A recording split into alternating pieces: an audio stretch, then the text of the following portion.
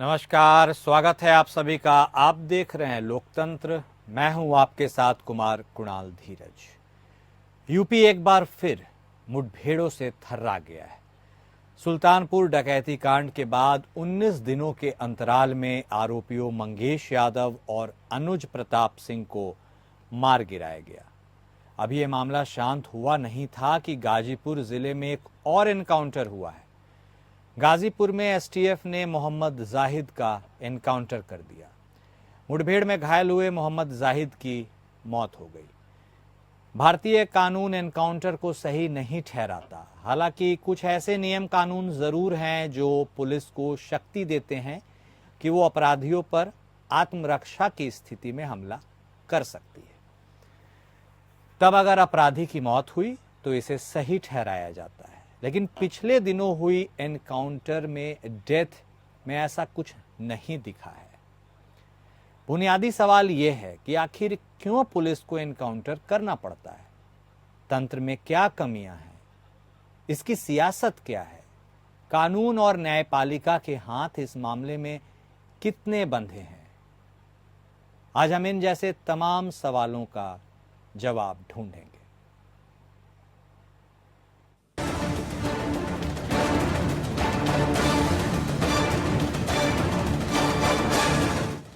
देश में बीते 24 घंटे के अंदर 3 बड़े आपराधिक मामलों में 3 आरोपियों का एनकाउंटर हुआ है। इनमें से 2 मामले उत्तर प्रदेश के हैं और 1 मामला महाराष्ट्र का है। यूपी के सुल्तानपुर में ज्वेलर्स की दुकान में डकैती डालने वाले अनुज प्रताप सिंह को पुलिस ने एनकाउंटर में ढेर कर दिया है। लखनऊ एसटीएफ की टीम के साथ आरोपी अनुज और उसके एक साथी की उन्नाव जिले में मुठभेड़ हुई थी। इससे पहले इसी मामले से जुड़े मंगेश यादव को एसटीएफ ने एनकाउंटर में ढेर कर दिया था। वहीं गाजीपुर में आरपीएफ के 2 जवानों की हत्या करके उनके शवों को चलती ट्रेन से नीचे फेंकने के मामले में आरोपी मोहम्मद जाहिद यूपी एसटीएफ और गाजीपुर पुलिस के ज्वाइंट ऑपरेशन में मारा गया। ऐसे में एक बार फिर योगी सरकार की मुठभेड़ नीति पर सवाल खड़े हुए हैं। समानांतर सरकार चलाते थे। कहीं खनन माफिया भी था, कहीं वन माफिया भी था, कहीं पशु माफिया भी था, कहीं संगठित अपराध में लिप्त माफियाओं के गिरोह समानांतर सरकारें चलाती थी। जब उनका काफिला निकलता था तो सामान्य जनप्रतिनिधि सहम जाते थे। प्रशासन उनके सामने सैल्यूट देने के लिए मजबूर होता था। जनपद सुल्तानपुर में भरत ज्वेलर्स की दुकान में हुई डकैती से संबंधित अभियुक्तगणों की आज दिनांक 23/9/24 को एसटीएफ लखनऊ की टीम के साथ थाना अचलगंज उन्नाव क्षेत्र में मुठभेड़ हुई, जिसमें एक बदमाश घायल हुआ और दूसरा मौके का फायदा उठाकर भागने में सफल हो गया। घायल बदमाश की शिनाख्त अनुज प्रताप सिंह पुत्र धर्मराज सिंह निवासी ग्राम जनापुर थाना मोहनगंज जनपद अमेठी के रूप में की गई। पुलिस मुठभेड़ में मारे जाने के बाद मचे विवाद पर सपा अध्यक्ष अखिलेश यादव ने बयान दिया है। उन्होंने कहा कि सबसे कमजोर लोग ही एनकाउंटर को अपनी ताकत मानते हैं। किसी का भी फर्जी एनकाउंटर नाइंसाफी है। माने तो इतने एनकाउंटर किए, उत्तर प्रदेश को फर्जी एनकाउंटर की राजधानी बना दी इन्होंने। फर्जी एनकाउंटर की राजधानी बन करके नकारात्मक दिल वाले और दिमाग विनाश कर सकता है, विकास नहीं कर सकता। जिसकी सोच नकारात्मक हो और जिसका दिल और दिमाग नकारात्मक हो वो विनाश ही कर सकता है, विकास नहीं कर सकता। जो हार्टलेस है उससे उम्मीद भी क्या करनी है। ये पहली बार नहीं है जब यूपी में मुठभेड़ ने सुर्खियां बनाई है। 2020 में विकास दुबे मुठभेड़ में मारा गया। 2023 को असद और मोहम्मद गुलाम खत्म कर दिया गया। मीडिया रिपोर्ट्स के मुताबिक यूपी में साल 2017 से लेकर 27 फरवरी 2023 तक एसटीएफ ने भी 50 से ज्यादा खूंखार अपराधियों से सीधे मोर्चा लेकर हमेशा हमेशा के लिए उन्हें ठंडा कर दिया था। फर्जी एनकाउंटर एक कड़वा सच है, इससे मुंह छुपाया नहीं जा सकता है। मुठभेड़ के लिए पूरी सियासी और कानूनी व्यवस्था जिम्मेवार है। Bureau report. एनकाउंटर का यह किस्सा बेहद दिलचस्प है, लेकिन दिलचस्प होने के साथ साथ इसमें कई कमियां और लूपहोल्स भी लगातार सामने आती रही हैं। क्या आप किसी भी सूरत में एनकाउंटर को जस्टिफाई कर सकते हैं? बहुत सारे सवाल हैं। इन सब सवालों का जवाब टटोलने की कोशिश करेंगे। हमारे साथ हमारे दो खास मेहमान जुड़ चुके हैं। हमारे साथ बीजेपी की तरफ से डॉक्टर विजय खेरा साहब जुड़े हैं, तो समाजवादी पार्टी की तरफ से प्रवक्ता पूजा मिश्रा जी जुड़ी हैं, और वहीं ए.के. जैन साहब भी जुड़ चुके हैं, पूर्व डीजीपी उत्तर प्रदेश पुलिस। आप सभी खास मेहमानों का हमारे शो में स्वागत है। सर, कन्वेंशन को तोड़ते हुए सबसे पहले जैन साहब मैं आपके पास ही आता हूं। आखिर पुलिसिंग में ऐसी कौन सी कमजोरी रह जाती है जिसके लिए एनकाउंटर का सहारा लेना पड़ता है? क्या हम इतने स्ट्रिक्ट मेजर्स को पहले इंप्लीमेंट नहीं कर सकते हैं? पुलिस का खौफ पहले नहीं बना सकते हैं? लॉ एंड ऑर्डर को इस तरह से रेगुलेट नहीं कर सकते हैं कि कोई गलती कर ही ना सके? और जब ऐसा हो जाता है तो न्यायालय उसे सजा देने का हकदार है। पुलिस को एनकाउंटर रिजॉर्ट क्यों करना पड़ता है? जैन साहब। देखिए, ये तो आप ये मान के चल रहे हैं, लगता है कि एनकाउंटर जो हैं वो सभी फेक होते हैं। मेरी सर्विस के दौरान मेरे साथ कई बार चांस एनकाउंटर्स हुए और विन एनकाउंटर्स हुए 100%, जिसमें कभी भी गोली लग सकती थी। तो ऐसे बहुत से एनकाउंटर्स होते हैं, ऐसे बहुत से बदमाश होते हैं जो जब घिरते हैं तो पहला काम यही करते हैं कि ताबड़तोड़ फायरिंग करके वहां से भागने की कोशिश करते हैं। और या तो उनको भागने दिया जाए, और वो भी एक कायरता एक तरह की समझी जाएगी। और अगर आप उनको घेरेंगे तो मुठभेड़ होगी। तो स्वाभाविक बात है कि मुठभेड़ होगी। डकैतों के साथ मुठभेड़ हुई है मेरी, बहुत शातिर किस्म के दो बदमाशों के साथ मुठभेड़ हुई है। गांव वालों ने ही सूचना दी कि फला बदमाश आया हुआ है, जैसे ही पहुंचे ताबड़तोड़ फायरिंग शुरू कर दी, तो मारा गया। बाद में हम लोग बड़ी संख्या में थे, चारों तरफ से घेराबंदी हुई, मारा गया। तो ऐसे कई ऐसे ओकेजन हैं जिसमें कि बदमाश हैं, नक्सलाइट्स हैं, टेररिस्ट हैं, वो कभी सरेंडर नहीं करते हैं। वो हमेशा जो है आखिरी दम तक लड़ते हैं। तो ये मानना, अब आप सोचिए कि कश्मीर में जो चल रहा है कि वो एनकाउंटर की क्या जरूरत है, तो पकड़ लें उनको, तो उसमें तो पता नहीं कितने 10, 15, 20 शहीद होंगे, तब वो पकड़ में आएगा। वो तो ताबड़तोड़ फायरिंग होती है दोनों तरफ से, एक्सचेंज ऑफ फायर होता है। तो ये तो मौके की बात होती है। और मेरा ये मानना है कि पुलिसिंग में हर संभव प्रयास किए जाते हैं। कब कौन एक 4-5 लोगों का एक स्प्लिंटर ग्रुप, कब कोई गैंग बना ले, कब कोई वारदातें शुरू कर दे, ये प्रेडिक्ट करना बड़ा मुश्किल होता है। और अनएम्प्लॉयमेंट भी है हमारे कंट्री में। जो जुडिशियल सिस्टम का भी मैं समझता हूं कि ओवरहॉल एक बहुत जरूरी है। 15-15, 20-20 साल, 25-25 साल तक केसेस चल रहे हैं। इसका भी शायद, अगर मेरे ख्याल से अगर ऐसा कोई सिस्टम हो जाए हमारे कंट्री में कि 3 महीने में, 6 महीने में सजा हो और वो अंदर चला जाए, तो हो सकता है कोई पुलिसिंग में आगे चलकर आमूल चूल परिवर्तन आ जाए। पर यह है कि अगर, मेरा तो ये मानना है कि अगर क्रिमिनल को पकड़ा जा सकता है तो उसको पकड़ा जाए, और मिनिमम बल का प्रयोग करके पकड़ा जाए, क्योंकि पकड़े जाने से भी बहुत सी सूचनाएं उसके माध्यम से मिलती हैं। ठीक है। और अन्यथा तो लास्ट रिजॉर्ट है ही।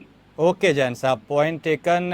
आपने चूंकि यह बात कहा कि हमने मान के चल रहे हैं कि ये एनकाउंटर फर्जी है, ऐसा नहीं है सर। काफी सारे लूप होल्स आते हैं। मैं उत्तर प्रदेश की इनकाउंटर्स पर फोकस रखूंगा, लेकिन इसलिए भी ये पूछा था कि महाराष्ट्र में भी एक एनकाउंटर हुआ है जिसमें आरोपी के हाथ बंधे हुए थे, हथकड़ी थी, फिर भी ये कहा गया कि वो पिस्टल छीनकर फायरिंग कर रहा था। तो ये कैसे संभव हो सकता है? एनीवेज, इस पर हम दूसरे समय आएंगे। हमारे साथ डॉक्टर विजय खेरा साहब भी जुड़े हुए हैं बीजेपी की तरफ से। खेरा साहब, यूपी का जो मॉडल है, एनकाउंटर मॉडल, योगी मॉडल, महाराष्ट्र तक अब उसकी गूंज सुनाई दे रही है। आप कितने प्रभावित होते हैं एनकाउंटर जैसे उठाए हुए कदम पर, और क्या आपको लगता है कि यही आखिरी रास्ता है? खेरा साहब। दुखद इंदिरा गांधी की मौत हुई थी, दुखद महात्मा गांधी जी की मौत हुई थी, दुखद राजीव गांधी की मौत हुई थी, सबके सामने है। अच्छा, उस दिन से लेके आज तक अगर उस समय सामने नाथुराम गोडसे पड़ जाता तो क्या मारने से पहले कोई उसको छोड़ता? भागते में भी मार देता, और मारने के पहले भी अगर दिखाई दे जाता तो भी कोई मार देता, उसे दिखाई दे जाता। वो क्योंकि वो मारने के इरादे से आए थे, किसी को भी दिख जाता वो तो कोई भी मारता, पुलिस वाला भी मारता, सिविलियन को भी चाहिए था कि मार डालते उसको, क्योंकि मारने के इरादे से आया था। इरादा है तो भी इनकाउंटर होगा। सुन लीजिए और समझ लें ये लोग, अपोजिशन के लोग आज, अगर इरादा भी दिखाई दे गया, पिस्टल उसके हाथ में आ गई, उसने उठा दिया, तो क्या है, मर जाए क्या? इनकाउंटर माने होता है डेंजर, सडन डेंजर। एकाएक अगर आपके सामने कोई आदमी आ गया है और आपको दिख रहा है कि आपके सामने मौत मंडरा रही है, तो सिविलियन भी नहीं छोड़ेगा, पुलिस की तो बात क्या। सिविलियन को भी इनकाउंटर करना चाहिए, मैं भी इनकाउंटर करूंगा, आप भी इनकाउंटर ही करेंगे। अगर आपके घर में घुस रहा, अपनी बच्ची को पकड़ रहा है, या आपके घर में कोई और वारदात करने के लिए आया है, या सामने दिखाई दे रहा है, या मैं तो ये कहता हूँ कि आप सड़क के ऊपर खड़े हो, दूसरे को भी कोई मारता नजर आ जाए, कोई जरूरी थोड़ी वो गोली मार देगा तब पकड़ेंगे आप उसे। जब गोली मार के पकड़ते हैं तो हंसते हैं आप लोग, पुलिस वाली बेकार है, ये तो गोली मार गया, चला गया, बाद में पकड़ा। सवाल ये है कि पकड़ना ही उसे पहले है, और अगर वो मारने में कामयाब हो गया, अगर पुलिस की वर्दी की फिर इज्जत क्या रह गई और लॉ एंड ऑर्डर क्या रह जाएगा।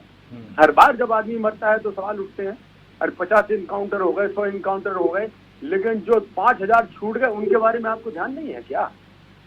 5000 ऐसे लोग भी हैं, 50,000 जो जेल में सड़ रहे हैं और इसी स्थिति में क्राइम करने आए थे, और क्राइम क्या कर पाए हैं या नहीं कर पाए। तो आप उसको जस्टिफाई कर रहे हैं सर, इनकाउंटर को जस्टिफाई कर रहे हैं? हाँ, अरे बिल्कुल कर रहा हूँ। अच्छा। आप आगे चलिए ना, और बताता हूँ। अतीक अहमद और मुख्तार, अगर ये पहले कभी मरे होते जब इन्होंने गोलियां चलाई थी, या गोलियां चलाने से पहले इनके हाथ पकड़े गए होते, तो ना तो सारा पूरा शहर उनसे कांपता होता, उनकी हिम्मत न होती कि आईएस की जमीन के ऊपर होटल पर कब्जा कर लिया होता। सर, यदि आप उसको जस्टिफाई करते हैं तो फिर न्यायालय के रोल को आप कैसे देखते हैं सर? हाँ, ये भी बता दीजिए। इनकाउंटर का भाषा आप लोग गलत समझ चुके हैं, अधिकांश लोग, आप नहीं सभी लोग। वो समझते हैं इनकाउंटर माने जबरदस्ती मारना, ये नहीं है। इनकाउंटर मारने का मतलब होता है जब डेंजर आपके सामने है, खतरा आपके सामने है। अब आप ये सोचते हैं, लोग ये सोचते हैं कि पुलिस वाले को गोली मार दे तभी इन्हें गोली मारनी चाहिए। नहीं, अगर वो गोली मारने के लिए हाथ भी उठाता है तो बिल्कुल मारेगा, चाहे सिविलियन हो चाहे पुलिस हो, कोई भी। ठीक है सर, 2017 से आपकी सरकार है, 13,000 से ऊपर एनकाउंटर्स हुए हैं। इन 7 सालों में क्या आप अपराधियों में वह खौफ नहीं पैदा कर पाए कि वो मरने मारने पे उतारू हो जाए, बतौर इसके कि वो सरेंडर करें? हाँ, अपराधियों में खौफ इसलिए पैदा नहीं है क्योंकि इसी तरह के हजारों अपराधी जेल में रोज जाते हैं, रोज चले आते हैं। 30-40 केसेस चल रहे हैं, 80 केसेस चल के फेस कर रहे हैं। 32 केसेस हमीरपुर में एक के ऊपर है, झांसी में 42 केसेस हैं, अतीक के ऊपर 78 केसेस थे। ये केसेस चल रहे, चले आते हैं, शेर बने घूम रहे हैं वो। अच्छा। गोली चलाने से कतराते, इन तीनों केस में पुलिस वाले पे गोली लगी है, इंस्पेक्टर को गोली लगी है पैर में महाराष्ट्र में। इसके बाद आप यहाँ दोनों जगह बंदे गोली चलाई है। तो शायद न्यायालय में जो मामले लंबित होते हैं उसको निपटाने के लिए बेहतर तरीका है। ठीक है, बहुत देर से हमारे साथ पूजा मिश्रा भी जुड़ी हैं, तमाम लोगों को सुन रही हैं। पूजा जी, आपने AK जैन साहब को भी सुना, पूर्व DGP उत्तर प्रदेश पुलिस, जिन्होंने पुलिसिंग की चुनौतियों के बारे में बताया। खेरा साहब को अभी आप सुन ही रही थी। ये पूरा जो एनकाउंटर है ना, इसके ऊपर प्रश्न चिन्ह है। एक ऐसा सीरीज आया है जिसमें सुप्रीम कोर्ट भी हस्तक्षेप करके पिछले साल पूछता है कि 183 एनकाउंटर्स का आप स्टेटस रिपोर्ट दीजिए। तो जब वो भी हस्तक्षेप करना पड़ता है और ऐसे में आप बतौर विपक्ष इन सारी परिस्थितियों को देख रही हैं, तो आप और आपकी पार्टी क्या सोचती है? पूजा जी। पहले तो आपको नमस्कार कुणाल जी, और साथी प्रवक्ताओं को भी नमस्कार। मैंने किसी को इंटरफेयर नहीं किया, तो कोई मुझे इंटरफेयर नहीं करेगा। जो है अभी मैं भाजपा के प्रवक्ता को सुन रही थी, उन्होंने एनकाउंटर को बोला कि एनकाउंटर भाई आपके पास कोई आएगा तो आप मारेंगे, या फिर आपको मारने के लिए भी आ रहा तो भी आपको मारेंगे। नहीं, हमारे जुडिशरी सिस्टम में नहीं कहता है पुलिस वालों को कि आपके लिए कोई मारने के लिए सोच करके आ रहा है तो आप उसको मार देंगे। पुलिस को मारने के लिए कोई सोच करके आ रहा है तो आप मार देंगे, आप नहीं मार सकते, पहली बात। दूसरी बात जो है, हम जो इन्होंने बोला कि कोर्ट में लंबित चल रहे हैं मामले, क्योंकि हमारा जो इंडिया है, जो देश है, हमारा कंट्री का जो कॉन्स्टिट्यूशन है, वो कहता है कि एक भी जो निर्दोष है, एक भी निर्दोष को सजा नहीं मिलनी चाहिए।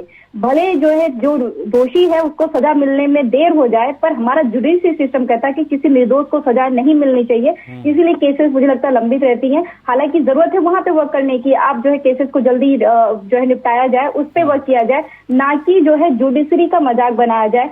और सवाल उठता है तब एनकाउंटर पे जब एनकाउंटर उसका होता है जिसको 3 दिन पहले गिरफ्तार किया जाता है, और कह रहे एनकाउंटर से पुलिस का खौफ जो है बच गया हुआ है। कुणाल जी, अब कानपुर की घटना उठा करके देखिएगा, 3 दिन पहले की है, और वहां पे एक लड़के को पीट करके मार दिया जाता है, उसकी डेथ हो जाती है। और जिस दिन उस गवाही देने के लिए जा रही होती है, उसके परिवार से एक दिन पहले जाके थाने पे वो बताते हैं कि हमारा इस मामले में गवाही है और हमारे कल जो तारीख लगी हुई है, हम गवाही देने के लिए जाएंगे, तो हो सकता है कि इस मामले में फिर से जो विरोधी पक्ष है वो आए अटैक करे, लेकिन नहीं करते हैं। फिर विरोधी पक्ष आते हैं, अटैक करते हैं, पीट करके मार डालते हैं। और ये तो कानून का खौफ बसा रखा है इन्होंने। कानून का खौफ नहीं है, ये इनकी राजनीति है। ये जो माननीय मुख्यमंत्री जी है कुणाल जी, खुद को साउथ इंडियन हीरो समझते हैं। वो इंतजार करते हैं कोई घटना घटित हो, फिर जो है हम सदन में खड़े होंगे, मंचों पे जाएंगे और बोलेंगे ठोक दिया जाएगा, मार दिया जाएगा, एनकाउंटर कर दिया जाएगा।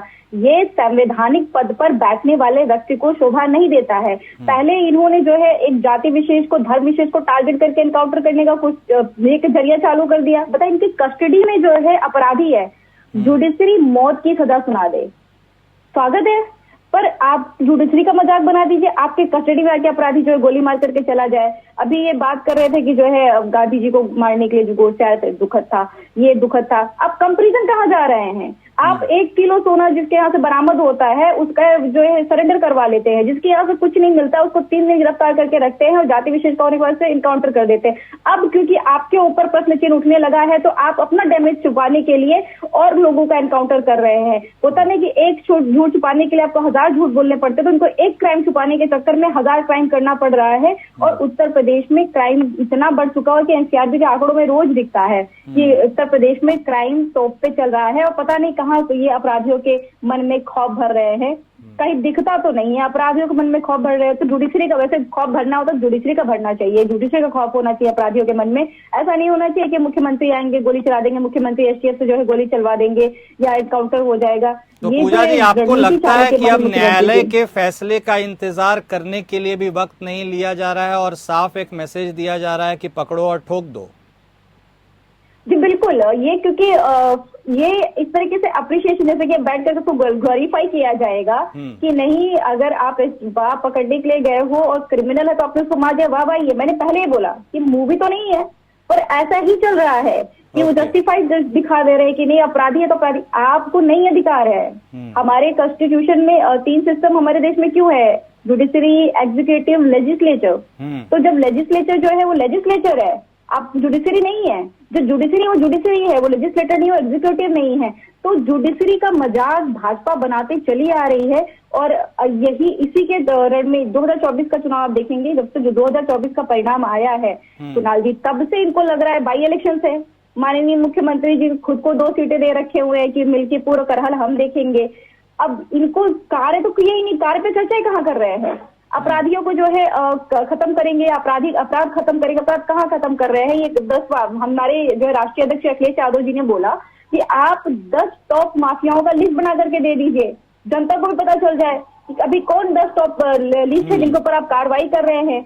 आप उनकी चर्चा कर रहे हो तो जो इस दुनिया में अब नहीं रह गए हुए हैं। और आपकी सरकार भी, इन्होंने जो है 2020 की रिपोर्ट है कुणाल जी एनसीआरबी की, कि 28 करोड़ 77 लाख रुपए ये गए हैं उस मद में जो फेक एनकाउंटर हुए हैं। मतलब इतने फेक एनकाउंटर किए कि आपको इतने रेवेन्यू को जो है वहां पे आपको देना पड़ा है। 5-5 लाख रुपए देते हैं जहाँ पे फेक एनकाउंटर होता है। वो फेक एनकाउंटर उठाकर, मैं जब एनकाउंटर कहती हूँ तो मैं फेक एनकाउंटर की बात कर रही होती थी, जहाँ पे आपने पैसे दिए हुए हैं। ये 2020 के आंकड़े हैं, 2024 तक और कितने बदल गए होंगे। और जो है वहां पे आपने मुस्लिम महिलाओं का एनकाउंटर किया जिनके ऊपर एक भी केस नहीं। ये बड़ी बात कह रही हैं आप। यदि इस तरह के मद में पैसे दिए गए हैं, फेक एनकाउंटर्स जो हुए हैं, तो फिर यह एक बहुत बड़ा सवाल भी है। जैन साहब, आपसे एक स्पष्ट सवाल पूछता हूं सर। स्पष्ट सवाल है, क्या सारे एनकाउंटर्स सर्कमस्टेंशियल होते हैं या कुछ फोर्स्ड भी होते हैं? जैन साहब, ये मैं टिप्पणी नहीं कर सकता। ये तो देखिए जो पुलिस पार्टी मौके पे है वो बता पाएगी कि क्या वो इस परिस्थिति में थे कि वो गिरफ्तार कर सकते थे।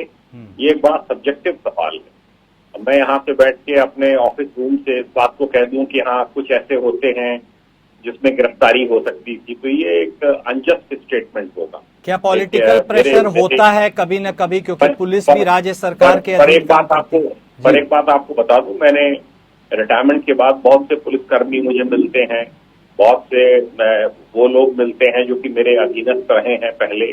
अब मैं रिटायर हो गया हूँ, मेरे से खुल के मिलते हैं, बात करते हैं, मैं भी उनसे बात करता हूँ। कोई नहीं चाहता है कि एनकाउंटर हो, क्योंकि पहले उनको मैजिस्ट्रियल इंक्वायरी फेस करनी पड़ेगी, फिर उनको एनएचआरसी की टीम के जवाब देने होंगे, फिर उसके बाद जब फाइनल रिपोर्ट लगेगी केस में तो सीजीएम के कोर्ट में जाएगा, फिर वहां सारे पक्षों से आपत्तियां मांगी जाएंगी, फिर जब सारी आपत्तियां का निस्तारण हो जाएगा तब जाके कहीं फाइनल रिपोर्ट एक्सेप्ट होगी, वरना सीजीएम जो है वो फाइनल रिपोर्ट को वापस करके पुनर्विवेचना का ऑर्डर कर सकते हैं या उसमें केस रजिस्टर करने का ऑर्डर कर सकते हैं। जब ये एक बात कही जाती थी पहले कि जब आउट ऑफ टर्न प्रमोशन की व्यवस्था थी यूपी में, आउट ऑफ टर्न की प्रमोशन की व्यवस्था खत्म की जा चुकी है, कई साल हो गए, 10 साल करीब हो गए। तो ये मुझे समझ में नहीं आता कि पुलिसकर्मी का क्या इसमें निहित स्वार्थ है कि वो किसी बदमाश को मारेंगे, क्यों मारेंगे, क्यों अपने सिर पे तबाला। इसीलिए ये सवाल मेरा आपसे था कि क्या कभी कोई पॉलिटिकल प्रेशर भी सरमाउंट होता है पुलिस के ऊपर, क्योंकि आप काम तो राज्य सरकार के अधीन ही करते हैं। कुणाल जी, मैं जवाब देना चाहती हूँ। कोई राज्य सरकार ये नहीं कहती है कि आप पकड़ के फला को पकड़ के मार दीजिए, फला के ऊपर मुठभेड़ कर दीजिए। मैंने 36 साल से ऊपर सर्विस की है और मुझसे कभी आज तक किसी ने नहीं कहा। हाँ, ये जरूर कहा जाता है कि फला गैंग फला इलाके में सक्रिय है, ठीक है, छविराम यहाँ सक्रिय है, अनार सिंह यहाँ सक्रिय है। हाँ, लेकिन क्या ये एनकाउंटर्स फोर्स्ड हैं या सर्कमस्टेंशियल है, ये अभी भी एक सवालिया निशान है। हाँ पूजा जी, आप कुछ कहना चाह रही थी, आप कंप्लीट करें, विजय खेरा साहब के पास जाएंगे। उन्होंने प्रश्न किया कि वो एनकाउंटर करेंगे क्यों। पहली बात तो ये, इससे पहले भी आ रहा हूँ खेरा साहब, आपके पास आऊंगा, पूरा समय आपसे लूंगा। वो इंटरप्ट कर रही थी इसलिए मैं उनसे सवाल ले रहा हूँ, आप ही के पास आ रहे हैं सर। हाँ, पूर्व आईपीएस से उन्होंने कहा कि जो है पुलिस को पता होती है कि सरकार क्या चाहती है। ये पूर्व आईपीएस में एक से पहले डिबेट में थी, उन्होंने बोला कि पुलिस को जो भी पुलिस होती है उनको जानकारी होती है कि उनका प्रशासन या फिर जो सरकार वो क्या चाहती है। दूसरी बात, जो एसटीएफ के सीओ थे डीके साही जी, उनकी पत्नी आपको भी पता होगा कि महिला आयोग में सदस्य है भाजपा से, और भाजपा की सदस्य रही हुई है। तो ये कहना है कि नहीं, बिल्कुल जीरो कनेक्शन है और वो स्लीपर में जाकर के एनकाउंटर करते हैं। अगर कोई लोग कहते हैं नहीं वो प्लानिंग प्लॉटिंग की जाती है, पर वो जो उनका व्याख्यान निकल के आ रहा है ना इंसिडेंट में, वहाँ पे एक्सपेक्टेशन तो होती है कि पुलिस इंडिपेंडेंटली काम करे, लेकिन वो भी सरकार के अधीन ही काम करती है, तो ये एक सवालिया तो निशान रहता ही है। हाँ खेरा साहब, आपके पास आते हुए एक इंटरप्शन में मैंने कमेंट लिया था, आपको पूरा मौका देते हुए प्लीज गो अहेड, आप इन एनकाउंटर्स को लेकर और आगे क्या कुछ कहना चाहते हैं। अभी डीजी साहब शायद थे, मेरे सामने नहीं है चेहरा, पर आवाज से मुझे ऐसे लग रहा था। हाँ, पुलिस ऑफिसर उन्होंने एक बात क्लियर कर दी, कभी कोई सरकार इनकाउंटर के लिए नहीं कहती है, न दबाव डालती है, और न सरकार के कहने से कोई इनकाउंटर किया जा सकता है। कोई भी आदमी अपनी जिंदगी, आपने ये बात कहा सर, सॉरी टू इंटरप्ट, क्या आप इस बात को मीन करते हैं? क्योंकि आपके मुख्यमंत्री साफ तौर पर कहते हैं कि अब वह पुराना समय नहीं है जब कोई किसी को सैल्यूट करेगा, अब जो ये करेगा गलती उसको भुगतान करना होगा। स्टिल यू से कि कोई भी सरकार इस तरह की चीजें नहीं कहती और पुलिस इंडिपेंडेंटली काम करती है। अब मुझे आप जैसे 5 मिनट लेक्चर सुना है पूजा जी का, मेरा 1.5-2 मिनट बोल लेने दो मुझे, फिर आप मुझसे 50 क्वेश्चन कर। नहीं सर, मैंने आपको भी उतना मौका दिया है, प्लीज ये एलिगेशन मुझ पर मत लगाइए। नहीं, हम कह रहे हैं आप नहीं सर, मैं सबको इक्वली मौका देता हूँ। I am sorry to interrupt, please go ahead. देखो, हम अभी एक एक करके आपको 7 बातें बताएं, आप कितनी लंबी उन्होंने सुनाई है। पहली बात उन्होंने ये कहा था कि एक निर्दोष वाली बात की थी, जो गांधी जी ने कहा था कि 100 अपराधी छूट जाए, एक निर्दोष को सजा नहीं होनी चाहिए, ये कहा था। वो जुडिशरी का काम है, लॉ एंड ऑर्डर का काम तो ये है कि जो आदमी अभी सामने क्राइम कर रहा है उसको रोकना ही है, और अगर वो अटैक करता है तो अटैक भी रोकना ही है। अदरवाइज रेप होने के बाद पुलिस पकड़ेगी क्या? रेप होने के बाद तो पकड़ना बेकार है। अगर देख लिया इस इरादे से लड़की को पकड़ने जा रहा है तो उसी समय ही उसे रोकना होगा, और अगर हथियार है तो हथियार का जवाब हथियार से ही देना होगा। तीसरी बात, अभी जाति विशेष की बात भी इन्होंने की थी, तो जाति विशेष के सबसे बड़े नेता ने, उसी जाति के नेता ने कहा था कि जवानी में तो ये छोटी मोटी चीजें होती रहती है। एक रेप के ऊपर कहा था उसी जाति विशेष के सबसे बड़े नेता ने। अभी इन्होंने चूंकि जाति विशेष छेड़ा है तो मैं उस बात को आज बता रहा हूँ। तीसरी बात, जो भी एक केसेस होते हैं इनकाउंटर के, उसका एक नियम सुप्रीम कोर्ट ने बनाया हुआ है कि 3 डॉक्टरों द्वारा पोस्टमार्टम होगा, सिंगल डॉक्टर नहीं करता, वो किया जाता है। एक उसकी हर एक इनकाउंटर की जो इनकाउंटर है उसकी बात कर रहा हूँ, उन इनकाउंटर्स की जुडिशियल मजिस्ट्रेट इंक्वायरी होगी, वो हर एक में हो रही है। और इसके बाद पूरी कोर्ट तमाम खुली हुई है, उसकी अपनी दाव जिंदगी, और कोई पुलिस वाला अपनी नौकरी क्यों लगाएगा दाव पर। अब रहा इसका कितने सारे इनकाउंटर अभी क्यों हो रहे हैं, अभी इसलिए हो रहे हैं कि पहले जिन लोगों ने अपराध किए हैं आपने सबको देखा, सबको प्रश्रय मिला हुआ था, राजनीति का प्रश्रय मिला हुआ था, और गांव में समांतर राज उनके चल रहे थे। ठीक है, किसी की भी जमीन, किसी का भी मकान, और जरा सा करें तो गोली। और एक और पुलिस ऑफिसर की याद दिलाएं कि जिसको मरवाने का पूरा इंतजाम किया था उन्हीं माफिया ने, जो अभी मर गए हैं।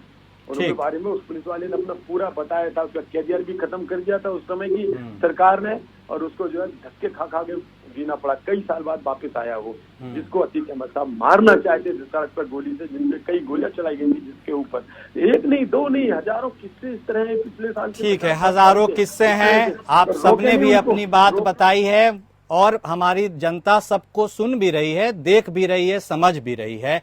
अब किसी को कुछ समझाने की बहुत ज्यादा गुंजाइश रहती नहीं है, जनता तो सब कुछ देखती और समझती है, समझदार को इशारा काफी है। आप तीनों खास मेहमान हमारे साथ जुड़े, आपने अपना वक्त दिया, अपनी अपनी बातें रखी, लेकिन हमारा सवाल आज भी वहीं टिका रहेगा कि क्या एनकाउंटर्स जस्टिफाइबल हैं।